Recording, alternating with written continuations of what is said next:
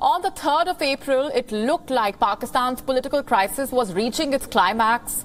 The National Assembly was to vote on the no-confidence motion against Imran Khan, but that never happened. The motion was rejected and the assemblies were dissolved because this was touted as a foreign conspiracy to remove Imran Khan. Yesterday came another twist in the tale. Pakistan's Supreme Court yesterday overruled the Deputy Speaker's ruling that rejected a no-confidence motion against Imran Khan.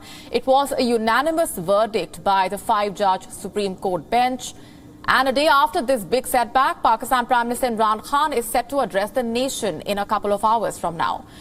The opposition hailed the Supreme Court judgment, with the leader of opposition, Shehbaz Sharif, welcoming the verdict as a big win for democracy. He vows to ensure that the two motions ordered by the Apex Court are voted upon.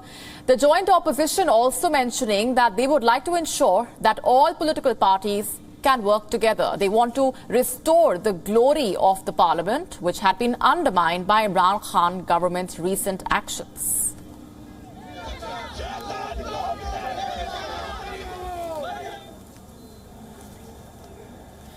PMLN leader Maryam Nawaz Sharif also lauded the verdict for upholding the constitution. She confirmed that the joint opposition was seeing Shehbaz Sharif as its leader. She said in a tweet, "Congratulations to the country on the supremacy of the constitution. The work of the violators of the constitution is done forever. May Allah keep Pakistan shining brightly. Prime Minister Shehbaz Sharif, God willing." But even as the opposition praised the court's judgment, Imran Khan remained defiant. In a tweet, Imran Khan said he will continue to fight to the last ball of this match, adding that he will be addressing the country this evening. This ruling essentially means that the National Assembly battle that Imran Khan, through his so-called trump card, tried to evade, is now staring at him once again. Since the entire political crisis broke out, Imran Khan remained unperturbed. While the court was hearing the matter and the opposition's plea, Imran Khan was busy campaigning. He had been holding rallies. He was addressing his party workers and supporters because he thought his trump card, the foreign conspiracy angle, had worked and that the country would be heading for fresh elections. But the Supreme Court verdict was washed away by Imran Khan's plans. Instead of turning on the campaign mode, what Imran Khan could have done was he could have reached out to his former allies. He could have tried to bring back the dissidents to his camp. That's the least he could have done to hold on to those who were in his team. Now, Imran Khan's chances of winning the no-trust vote at this point are extremely bleak. Let's look at the numbers as they stood on the 31st of March before this constitutional crisis started.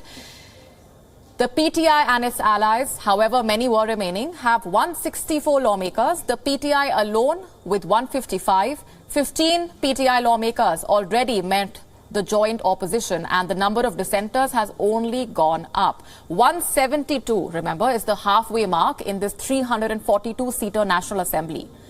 The opposition is now claiming to have 177 lawmakers on its side, so they comfortably are above the halfway mark. And with us on the broadcast is Gul Bukhari. She is a Pakistani columnist and analyst who is with us live from London. Good to have you with us. Thanks very much for being here with us. After the court's ruling yesterday, how optimistic are you that this crisis would end anytime soon? Thank you very much for having me. Well, one is optimistic. The court's ruling is a very good one. It's very constitutional and so on and so forth, and it directs that a vote of no confidence be carried out, and till it is either defeated or whether it is passed. Till then, even the actions or executive actions taken by the Prime Minister and the President and the Speaker will be subject to review of the Supreme Court, and that tells you something. That tells you something really important, which is that in the judges' minds who have authored this unanimous decision, there is a lot of worry that some thuggery or tomfoolery of this kind can be attempted again. So they have this in mind. So yes, one does hope, but the thing is that the noises which are coming out of PTI and the kind of things that are being reported about what was discussed in the cabinet, the kind of plans that they're discussing, are very worrisome. This is very, Trumpian. These guys do not intend to actually go away as per the democratic sort of norms or through the democratic process. So they're still trying to hang on. So I don't really, honestly, cannot see what will happen tomorrow. They are going to try. They're discussing various different various different. I would say very idiotic options, which are all illegal. A series of addresses delivered by Imran Khan since the crisis started, another one coming up tonight. He is already in election campaign mode, it seems. But after the court ruling yesterday, he does not need the people's support. He needs to win the number game in the House. There have been a series of defections already. What do you think he hopes to achieve through these addresses? I think what he's trying to do is, as he says, and as his former cabinet, now they are again cabinet members, as they have said that they've managed to put a life back into their party. They have rejuvenated their base.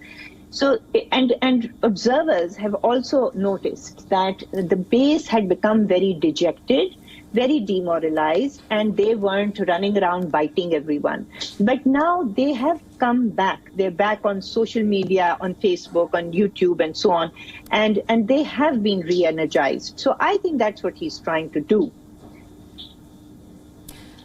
First, an economic crisis, now this political crisis, along with the spiraling inflation on the ground. Help us understand what this really means for the people on the ground and Pakistan's image as a country and Imran Khan's leadership.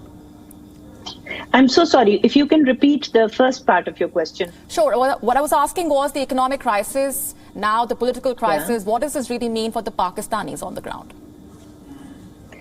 Obviously, it's very bad news. Very, very bad news for Pakistanis because this will mean more hardship. There is even right now, there is instability, and even if Imran Khan is sent home tomorrow and a new government forms, it is going to bring more sort of austerity measures because economically, Pakistan is really up the creek at this point in time. So this is not really, but but there's really not much anyone can do about it. Nobody has a magic wand.